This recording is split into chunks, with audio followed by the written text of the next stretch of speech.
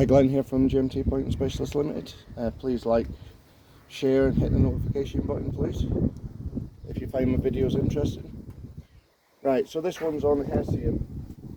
So on day one, when I've just done my pointing and I'm going to cover my hessian, what I'll do is I'll spray the hessian on the scaffolding plank, on the edge of the scaffolding first.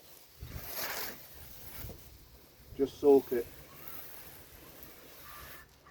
So when that stops dripping, I'll hang it on my wall.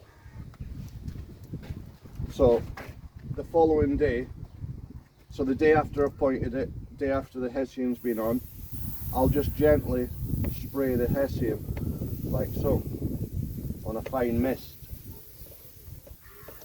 Right, and I'll do that 2 or 3 times during the day depending on the temperature. And on day 3, I've checked my pointing, it's gone off, it's starting to set, I can't work it with a brush anymore.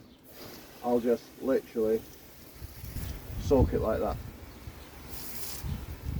Don't have it on full blast against your wall, just have it on quite a good spray and just soak it. So I'll do that 2 or 3 times a day, but don't be scared of putting water on it. The more water you put on it the better, but make sure it's gone off enough for you to do it.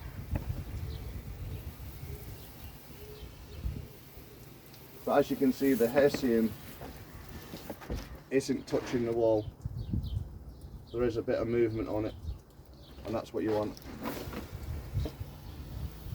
So that's a couple of different ways of wetting the hessian.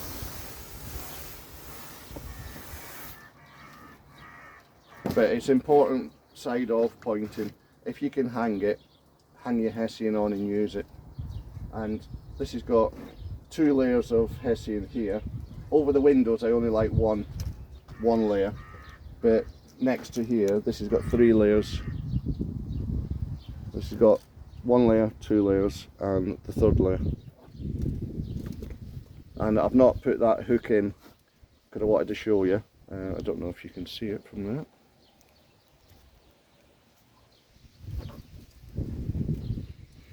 Yeah, when I put the hook in, what I'll do is make sure it's not facing that way.